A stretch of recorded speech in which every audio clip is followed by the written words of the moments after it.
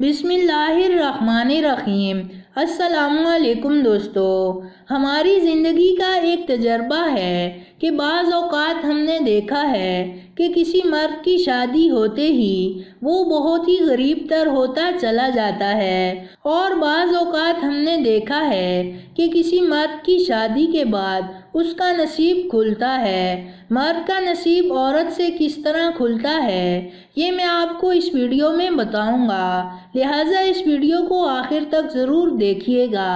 مرد کی غیرت کا اندازہ اس کی عورت کے لباس سے ہوتا ہے۔ ہمیں بھی یہ سوچنا چاہیے کہ ہماری عورتوں کا لباس کیسا ہے۔ اللہ تعالیٰ نے دنیا میں جو سب سے پہلا رشتہ بنایا وہ میاں بیوی کا رشتہ تھا، اور پھر سارے رشتے بعد میں بنائے، اور پھر یہ رشتہ ہے ہی کچھ ایسا کہ اس رشتے میں جتنی مرضی دھوپ چھاؤں آئے ایک دوسرے کے بغیر گزارا نہیں ہو سکتا۔ اپنی بیوی کے خلاف کسی کو بات کرنے کا موقع نہ دو، کیونکہ ایک باوقار شخص اپنی بیوی کے وقار اور عزت نفس کا خود خیال رکھتا ہے۔ بیوی کی آنکھ میں کبھی آنسو نہ آنے دیں، کیونکہ جب بیوی روتی ہے تو شوہر کی جیب سے برکت ختم ہو جاتی ہے۔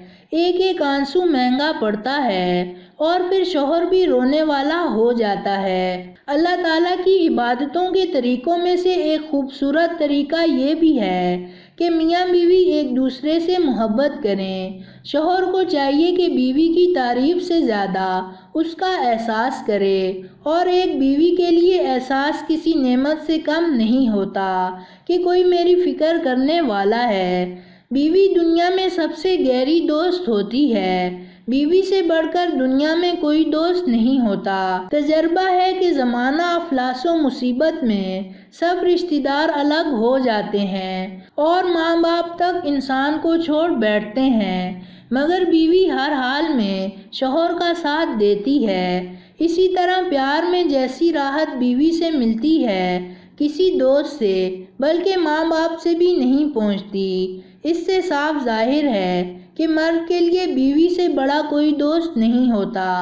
رسول اللہ صلی اللہ علیہ وآلہ وسلم نے فرمایا، مسلمان مرد کے پاس اسلام کے علاوہ سب سے قیمتی چیز اس کی بیوی ہے۔ عورت سے مرد کا نصیب کیسے کھلتا ہے تو حضرت انس رضی اللہ تعالیٰ عنہ سے روایت ہے کہ حضور صلی اللہ علیہ وآلہ وسلم نے فرمایا، جس شخص کو اللہ نے ایک نیک عورت کی توفیق عطا فرمائی تو بے شک اللہ نے نصف ایمان مکمل ہونے میں مدد فرما دی، اور باقی نصف میں اسے اللہ کی فرمانبرداری کرنی چاہیے۔ شریعت کا حکم ہے کہ بیوی کا اپنا جتنا بھی اثاثہ ہو مگر اس کے اخراجات شوہر ہی پورے کرے گا، اور شوہر ایسا کرتا ہے کہ بیوی ہمیشہ فرمانبردار رہتی ہے۔ اگر ایسا نہیں کرتا تو بیوی بہت جلد شوہر سے بدگمان ہو جاتی ہے۔